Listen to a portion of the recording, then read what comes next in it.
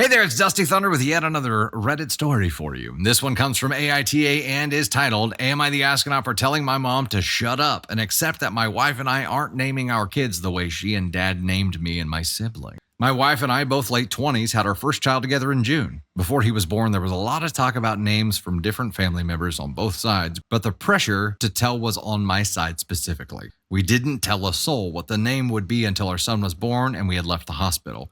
My parents were disappointed when we announced our son's name. My family is very traditional in how they named us. We were each named after grandparents, and that's how they feel everyone should name their kids.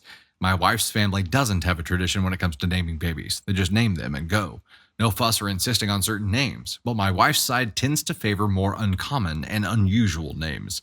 My wife's and my taste tends to lean a lot more to her side than to mine, which is how we ended up choosing the name Hollis for our son. This was not something my parents liked because they expected our son to either be Jack, my dad, or Parker, my father-in-law, but I know they were expecting a little Jack to be born. So that added to their reaction. But they quizzed us on our choice of breaking tradition, and I told them it wasn't a tradition my wife's family used, and we've decided we weren't going to have one either. Over the last couple of months, both parents have questioned why, have wanted to discuss other names and future babies. My mom has been the worst by far. She asked why we went with something so unlike the names we have in our family. I told her our family wasn't the only family involved, but that we also didn't take the family tastes into account. We went with what we liked. She pointed out that our tastes were a lot like my in-laws, and I said yes, but that it isn't about my in-laws and their taste. It was about my wife's and my taste. I told her I was done discussing it, and since the point, I now change the topic or in the conversation when she brings it up and refuses to let it go. We had a little naming ceremony on Saturday, and my mom decided she was going to dig in her heels about the name, and she told me we'd picked a stupid name, and she hated it. She wanted us to change it and name him Jack or Parker. She told me we had no business breaking a long-held tradition in our family and that there's a reason those traditions are there. So foolish people can't name their babies the worst names imaginable. She also said my in-laws must be so smug thinking they'll have the last at least 2 stupidly named grandkids, like they had all the stupidly named kids. I lost my temper. I told her to shut up and accept that we're not naming our kids like she and dad named me and my siblings, and I told her she would need to leave and learn to be more respectful because I would not take those insults against my wife or her family lying down. My mom hated being told shut up, said I had no excuse for rudeness to her face. I thought she was crazy when she was rude.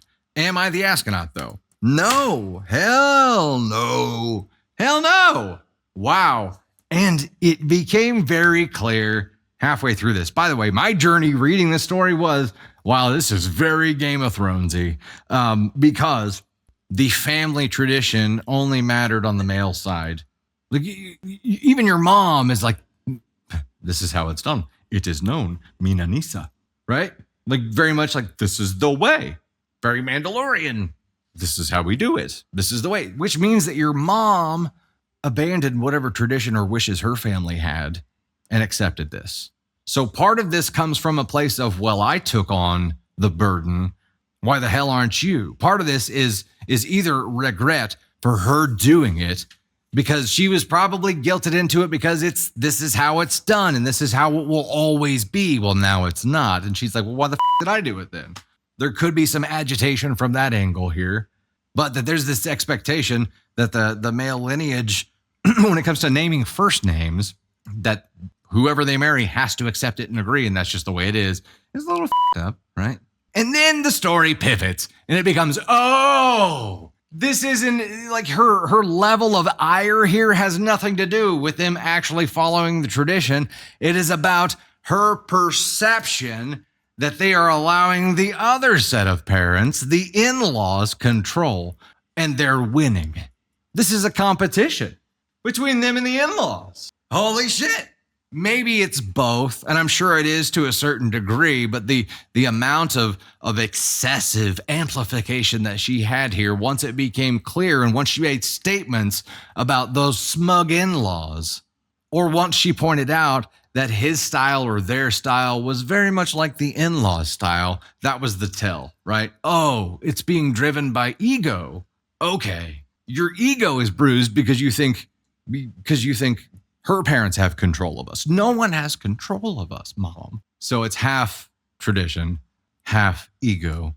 I guess that's all ego, right? I am 100% for making new traditions with the family that you made. Now, a lot of families have their traditions, and there's a lot of disappointment when those traditions are broken. And when that happens, you accept the risk of whatever annoyance or ire or whatever system you're going to break when you break the wheel and choose to go a different route. You knowingly accept that. That's your choice, though. You are a grown-ass human. You've made your own family. You're making your own choices. You're making your own traditions. And good on you. By the way, let's get this again. Good on you for standing up. And I'll just like jump so you can see me when that green flag's up. Good on you for standing up for your wife and actually having some self-respect here when your mother was attacking like that, and for detecting venom when it was thrown and saying, no, you need to leave. And it was so great that she was like, you don't, there's no reason to be rude to my face, whenever she had just spit venom in your eyeballs. You have no right to spit venom at me, sir. I'm the only one who can talk that way here. I am your mother. Man, can you imagine anybody here, can you imagine getting to a point of escalation when you had to tell your mom to sit the down and get the out? That would be a tense day. That would be tense.